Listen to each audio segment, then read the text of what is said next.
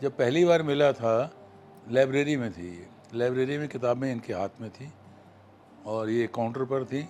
मैं अंदर जा रहा था, मैं मिली, लेकिन कोई फिल्मों की तरह से कोई किताबें गिरी नहीं कि मैंने कोई उठाई नहीं। तो ये खड़ी थी, मैं अंदर जा रहा था।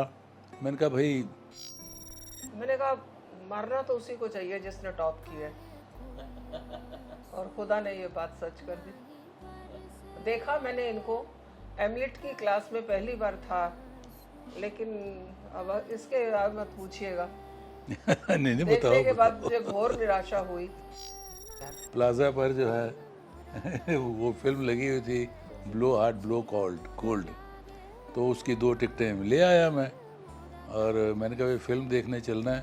तो छूटते ही इन्होंने कहा और कौन कौन होगा। इसका मतलब कोई और नहीं होना चाहिए, हम दोनों हों। नहीं हर बार ये अपनी इंटरप्रिटेशन लगा देते। अगर गलत है तो नहीं बता दो। चलो, अब मान लेने में या ना मान लेने में कोई फर्क नहीं पड़ता। 3 दिसंबर को वार शुरू हो गई थी बांग्लादेश के साथ। अच्छा, आप तब की बात 71 की बात है। यस तो ब्लैकआउट हो गया।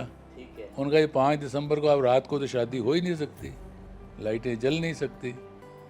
तो उस अफरा तफरी में उसको दिन में किया गया, और जितने लोगों को इन्फॉर्म कर सकते थे, उस ज़माने में मोबाइल नाम तो क्या, मोबाइल फ़ोन तो क्या, वैसे भी लोगों के घरों में फ़ोन नहीं होते थे। तो जैसे तैसे जिन लोगों को इन्फॉर्म कर सकते थे कर दिया। ਮੈਨੂੰ ਕੱਖ ਪਤਾ ਨਹੀਂ ਸੀ ਜਾਂਗੀ ਕੌਣ ਹੁੰਦੇ ਨੇ। ਇਹ ਤੇ ਵਿਆਹ ਤੋਂ ਬਾਅਦ ਕਿਸੇ ਪੜੋਸਨ ਨੇ ਮੇਰੀ ਮਾਂ ਨੂੰ ਆਖਿਆ ਧੀ ਕਿੱਥੇ ਸੁੱਟ ਦਿੱਤੀ ਆ ਜਾਂਗੀ, ਇੱਕ ਜਾਂਗੀ ਤੇ 100 ਡਾਂਗੀ। अब ये भी बैठी हुई हैं। मैं अपनी माँ को बता रहा हूँ, मैं 1 घंटे में आ जाऊँगा। कहते अच्छा अज टाइम दस के जाता पे है, आज तक तो कभी दसिया नहीं। तो ये टोंट और मजाक उड़ाया मेरा। पहला बच्चा हुआ हमारा, तो वो हमारे ससुर जो हैं उन्होंने अपने रिश्तेदारों को इन्फॉर्म किया पोस्ट कार्ड पर केसर छिड़क के कि प्रताप दे घर धी जम्मी। लड़कियों के लिए केसर नहीं छिड़का जाता था। इनका ये है कि खाना अच्छा होना चाहिए, अपना भी रिजेक्ट कर देंगे। मैंने आज तक इनको एक बार नहीं कहा कि तुम्हारा खाना स्वाद नहीं बना, नेवर इन माई लाइफ। ये फैशन के साथ नहीं जाते, इनको आरामदेह कपड़ा हो, और चाहे उसका 5 साल पहले फैशन खत्म भी हो गया हो, भगवान ने सूरत अच्छी दी है तो जो पहनते हैं अच्छा लगता है। 2 चीज़ें मेरी बड़ी मुझे जो प्रिय हैं, एक तो है कमल ककड़ी जो मैं बड़े शौक से खाता हूँ, और दूसरा करेला। करेला हम दोनों को पसंद है, कमल ककड़ी सिर्फ मुझे पसंद है, ये साथ में खा लेती हैं।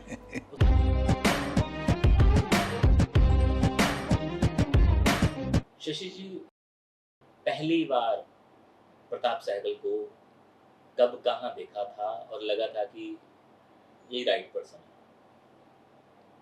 पहली बार प्रताप जी को देखने से पहले मैंने उनका नाम सुना था, और वो एक रीतिकाल की बात है कि सखी वो कानों के माध्यम से आए और दिल में उतर गए। तो नाम सुना था कि प्रताप सहगल शायद टॉप करें। ये एमलेट मैं कर रही थी, तब पता चला कि वही बंदा जिसको मैं कहती थी प्रताप सहगल, उसने टॉप कर लिया। मैं बड़ी हैरान हो गई। और अभी प्रताप जी शायद जिक्र करें, मैंने कहा मारना तो उसी को चाहिए जिसने टॉप किया है, और खुदा ने ये बात सच कर दी। देखा मैंने इनको एमलेट की क्लास में पहली बार था, लेकिन अब इसके बाद मत पूछिएगा। नहीं देखने बताओ के बाद मुझे घोर निराशा हुई, एकदम सिर घुटा हुआ। उस टाइम भी अब तो मतलब तो घुटवाया गया था, पढ़ाई में डिस्टर्ब ना हो, बाल संवारने ना पड़े, अच्छा, और पैंट 3-4 इंच मतलब ऊंची, और वो स्वेड के जूते, और हाथ में ऐसा बैग काले रंग का मानो कोई हजामत बनाने जा रहा हो। लेकिन उसके बाद जब इनसे बात की तो वो सब धुल गया, और वो पहली मुलाकात ज़्यादा इम्प्रेसिव नहीं थी, लेकिन धीरे धीरे इनसे ये औरों से बात करते थे, क्योंकि हम सारे एक ही ईयर के थे, पर ये इवनिंग से थे, मैं मॉर्निंग से थी। हमने कभी एक दूसरे को देखा तक नहीं था। तो जब ये आए, इन्होंने बात की, अपने इनका अंदाज़े बयां जो था वो बिल्कुल अलग था। उसमें एक इंटेलेक्ट झलकती थी, जल्दबाजी नहीं थी, गंभीरता से, सादगी से बात कह जाना बहुत बड़ी बात होती है। और वो आराम से करते थे और मैं दूर से देखती रहती थी, तो धीरे धीरे मैं इम्प्रेस हो गई। कुछ सफाई देना चाहेंगे या कुछ और बताना चाहेंगे? नहीं नहीं, ये ठीक कह रही हैं। वैसे ये जो ऐसा क्यों था, सिर घुटा हुआ तो ऐसे था कि भाई हमें फुर्सत ही नहीं होती थी, दाढ़ी रखी हुई थी ना, दाढ़ी शेव बनाने की फुर्सत नहीं, बाल संवारने का बिल्कुल टाइम नहीं, उधर नौकरी कर रहे हैं, उधर पढ़ रहे हैं, ये कर रहे हैं, वो कर रहे हैं, भागम भाग लगी हुई है। तो इसलिए मैंने कहा इसको झंझट ही छोड़ो। तीसरा, मुझे उस समय जो असर था, एक अंग्रेज़ी के राइटर हुए हैं नीरज सिंह चौधरी, उनका मैंने एक लेक्चर सुना, दी कंप्लीट मैन, पूर्ण पुरुष क्या होता है। तो वो उन दिनों आए हुए थे, तो मैंने देखा उन्होंने जो पतले पतले, बिल्कुल पतले से थे, छोटा कद, और सिर पे बाल तो थे उनके, खैर घुटा हुआ तो नहीं था, दाढ़ी भी नहीं थी, लेकिन उन्होंने जो पतलून पहनी हुई थी वो टखनों से कम 2-2.5 इंच ऊपर थी। मैंने कहा यार ये बंदा इंटेलेक्चुअल है। तो मैंने भी वैसे कर लिया।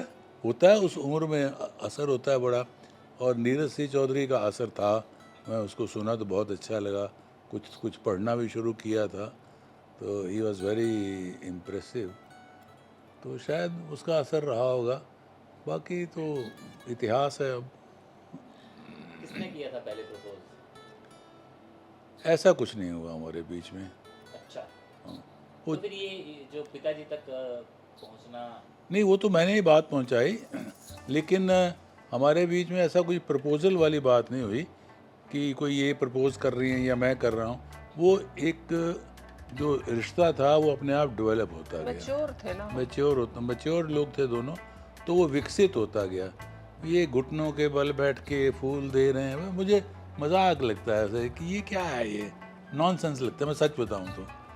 अरे आप अगर दोस्ती है तो वो तो समझ होनी चाहिए, बाकी आप प्यार से, जन्मदिन है, कुछ है, या वैसे भी आपका कोई मन करता है, आप फूल दे दीजिए, कोई केक दे दीजिए, कॉफ़ी पिलाने ले जाइए, फिल्म दिखाइए, तो ये सारे, या कोई किताब की चर्चा कीजिए, किताब पढ़ी है वो रिकमेंड कीजिए, उसकी उस पर बात कीजिए।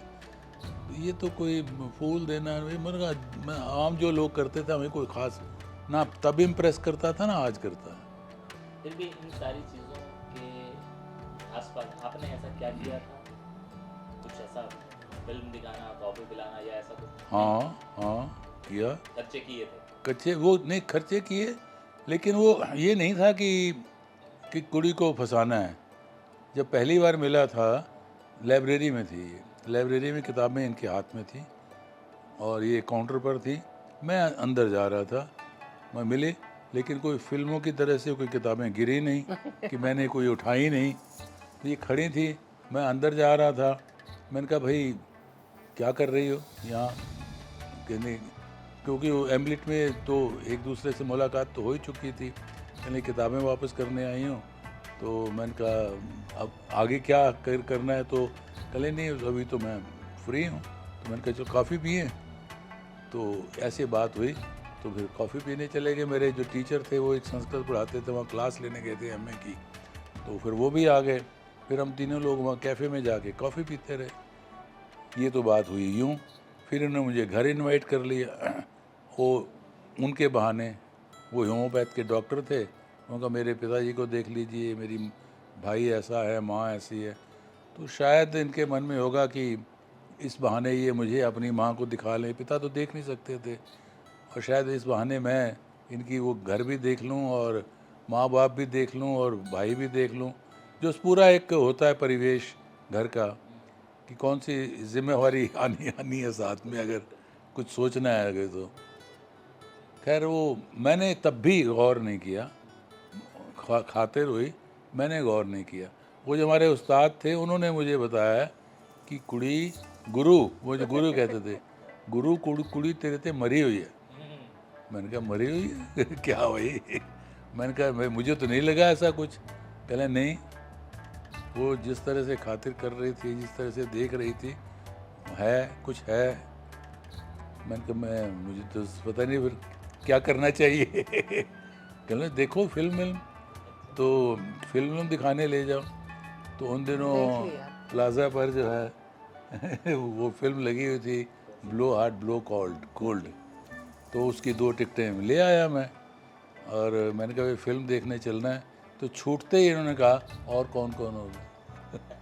इसका मतलब कोई और नहीं होना चाहिए, हम दोनों हों। नहीं, हर बार ये अपनी इंटरप्रिटेशन लगा देते। अगर गलत है तो नहीं, बता ये दो। चलो, अब मान लेने में या ना मान लेने में कोई फर्क नहीं पड़ता। तो ऐसे फिर मैं किसी लड़के के हम- साथ गई नहीं, तो मुझे कई सारे लोग होंगे तो अच्छा लगेगा। लेकिन किसी ये- जगह कोई नहीं है तो मुझे अच्छा लगा। ये बात सच है कि हम उसी शाम को हम लोग वेंगर में यहाँ कनॉट प्लेस में बैठे, कॉफ़ी पी, और उसी शाम को हमने फैसला कर लिया, क्योंकि इन्होंने ये कहा कि देखो इस तरह से मैं तो घूमने को मेरा कोई मतलब नहीं है, अगर आगे चलने का बढ़ने का इरादा है तब तो आगे बात बढ़ाई जाए, बिल्कुल। नहीं तो ये आज की शाम आखिरी शाम। मैंने कहा ये लड़की यहाँ तक पहुँच गई है। देखो, सारे क्रेडिट खुद ही ले मैंने जाओ। कहा अच्छा चलो फिल्म देखते हैं। फिल्म देखी, और फिल्म देखने के बाद हम बाहर निकले। मैंने कहा ठीक है फिर मिलते हैं। तब मैंने घर में बात की। मैंने अभी कमिट नहीं किया था, मैंने कहा देखते हैं, क्योंकि मुझे ये था कि मैं घर में पहले बात करूं। घर में जो दिक्कतें थी, वो परेशानियां थी, वो धीरे धीरे सॉर्ट आउट हुई। फिर इनकी मदर जो है हमारे यहाँ आई थी फर्स्ट टाइम बात करने के लिए, तब वो आगे बातें बढ़ी, और बाकी तो हिस्ट्री। हमारे शादी 5 दिसंबर की तय हुई थी, ये भी मज़ेदार बात है। अच्छा, 5 दिसंबर को क्या होता?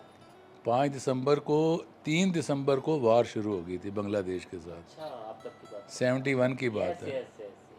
तो ब्लैकआउट हो गया। ठीक है। उनका ये 5 दिसंबर को, अब रात को तो शादी हो ही नहीं सकती, लाइटें जल नहीं सकती। तो उस अफरा तफरी में उसको दिन में किया गया, और जितने लोगों को इन्फॉर्म कर सकते थे, उस ज़माने में मोबाइल नाम तो क्या, मोबाइल फ़ोन तो क्या, वैसे भी लोगों के घरों में फ़ोन नहीं होते थे। तो जैसे तैसे जिन लोगों को इन्फॉर्म कर सकते थे कर दिया। तो जितने लोग जुट सके थोड़े बहुत आ गए। दिन में ही शादी होगी, दिन में ही अपना चले गए। फिर तो अंधेरा ही अंधेरा था। तो मैं ये नहीं पूछूंगा कि इसमें कुछ आपको क्लियर करना है, क्योंकि मुझे लगता है वो सच ही बता। नहीं, ऐसा कुछ भी नहीं है, इसमें छिपाने वाली कोई बात नहीं है। एक बड़े स्वस्थ तरीके से हमारा रिलेशन बना, और जो इन्होंने बात सुबह की थी वो इंटेलेक्ट वाली बात, तो आई वॉज आफ्टर दैट। मुझे बड़ी भूख थी इस चीज़ की, वो मुझे कोई समझाए, कोई चीज़ पता ना लगे, वो कुछ मेरे से शेयर करे।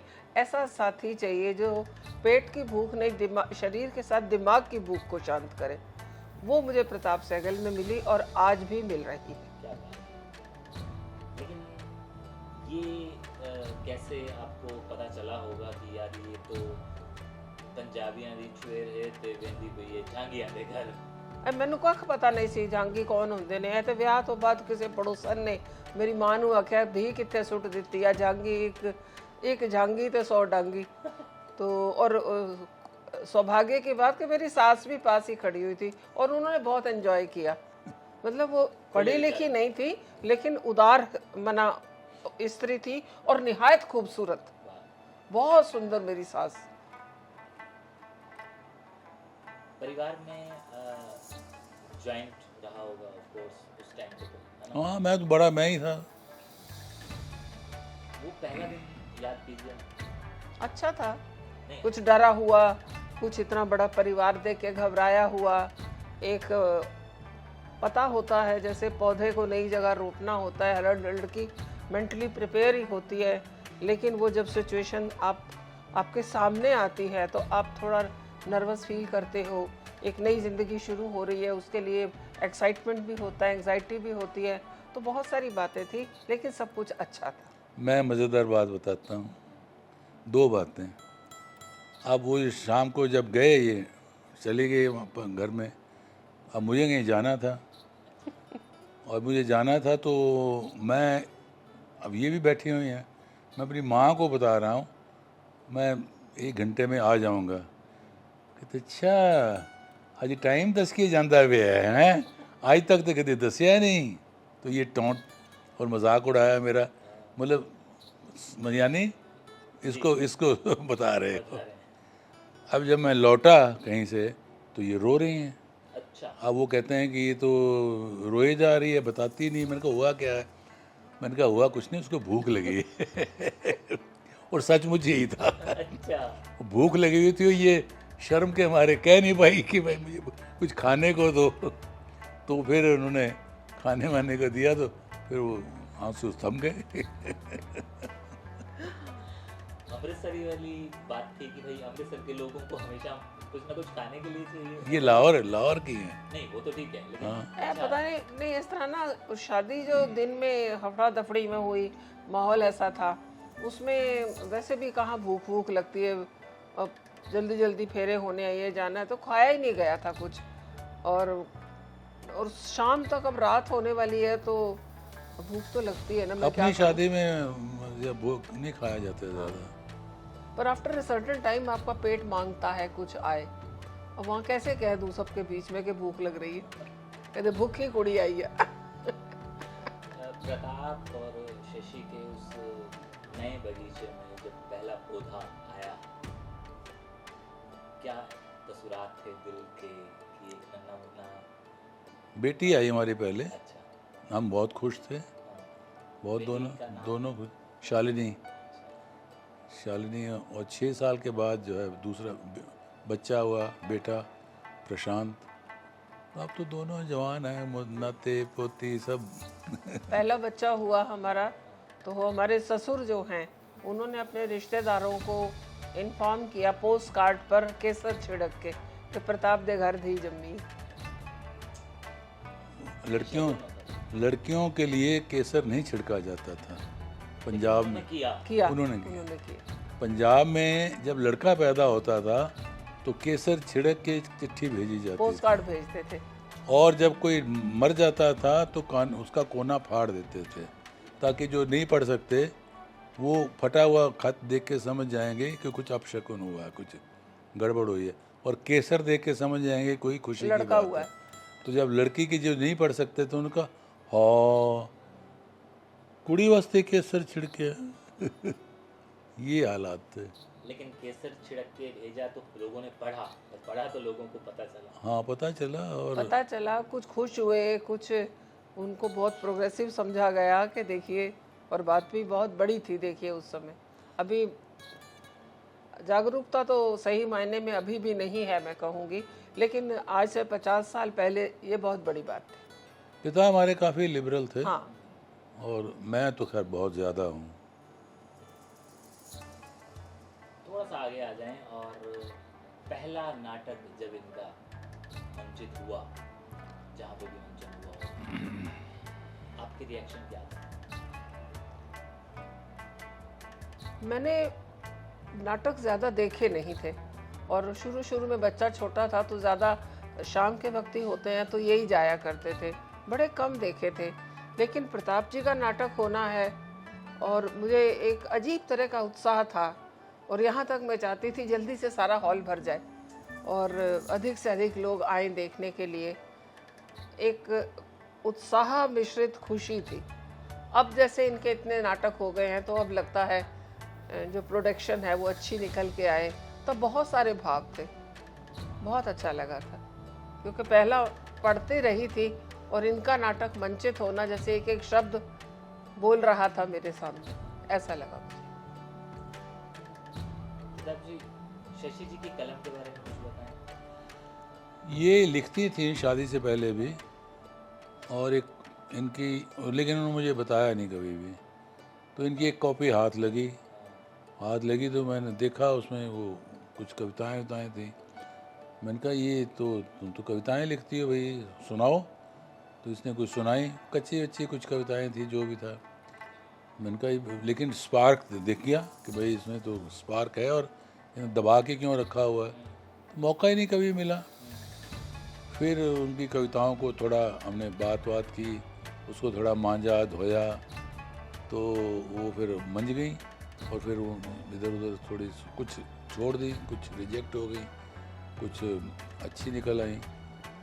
और उसके बाद फिर इन्होंने धीरे धीरे लिखना शुरू कर दिया अपने अनुभव। और बातें तो हम लोग करते ही थे, शायद उन बातों ने, और मेरे घर में आना जाना भी था। आने जाने वाले कौन होते थे? साहित्यकार, कलाकार, वही, उनसे भी बातें होती थी। और वो सुना के, कुछ बातें करके, कुछ पढ़ के, और जो इन्होंने नहीं पढ़ी थी चीज़ें वो फिर मैंने इनको किताबें बड़ी मुहैया करवाई, ये पढ़ो ये पढ़ो ये पढ़ो। तो उससे स्पार्क जैसे मैं कहता हूँ ना, तो उसको एक जगह मिली और वो बिल्कुल खिल गया। और अब हालत ये है कि ये मेरे लिखे हुए में खूब गलतियाँ निकालती हैं। ऐसा कुछ है?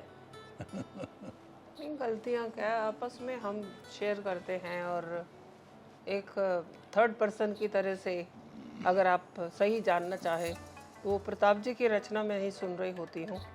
एक कोई भी लेखक है और उसको एक थर्ड पर्सन सुन रहा है, मेरी उस तरह की नज़र होती है। और खुद भी मेरे काफ़ी टाइटल्स हैं मेरे भी। ये लाजमी है।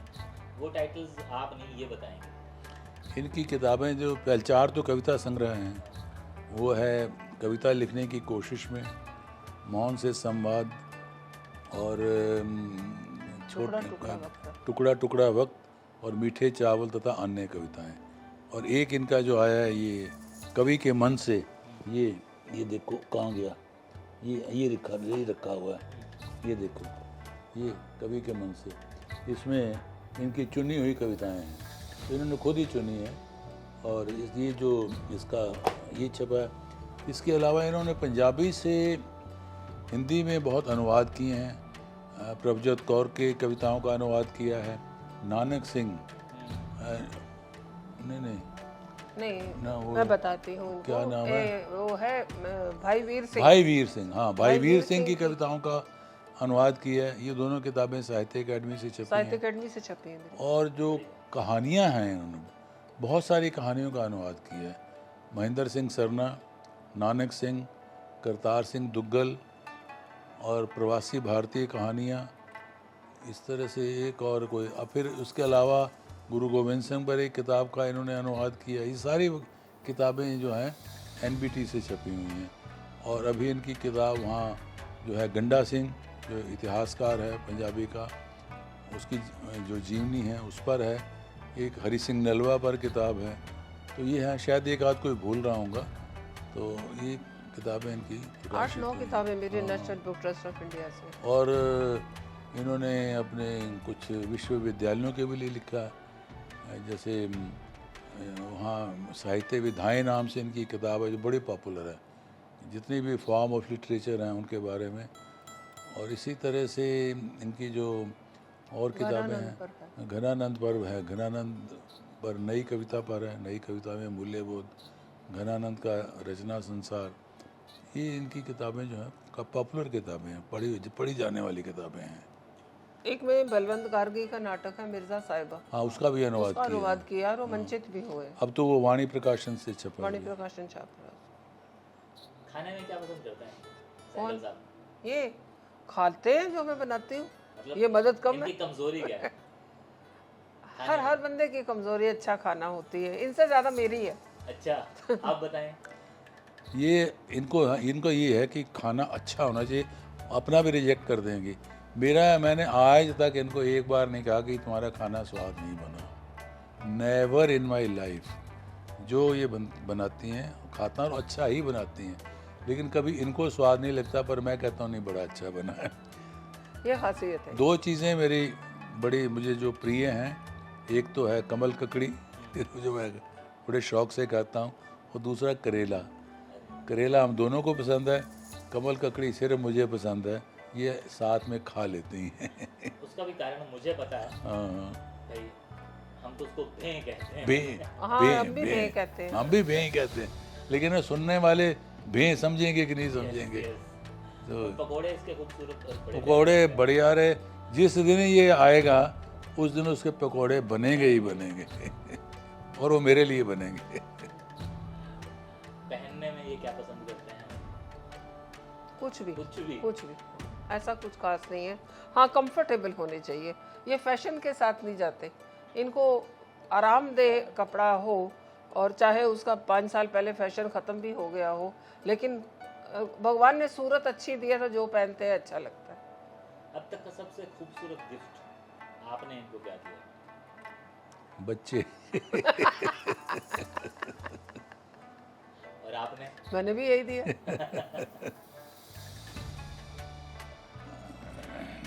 नहीं, मेरे लिए सबसे खूबसूरत गिफ्ट इनका ये था कि जब इनकी पहली किताब पब्लिश छपकर आई तो मुझे बहुत खुशी हुई थी। मुझे मतलब एक जो हसरत थी, ये बंदा बहुत, क्या कहूँ, आप रिकॉर्ड कर रहे हैं लेकिन मुझे कोई संकोच नहीं है, ये बहुत कुछ कर सकते हैं। और पत्नी होने के नाते तारीफ नहीं कर रही, बहुत बढ़िया कर सकते हैं, लेकिन बहुत मतलब इनको पीछे पड़े रहना पड़ता है।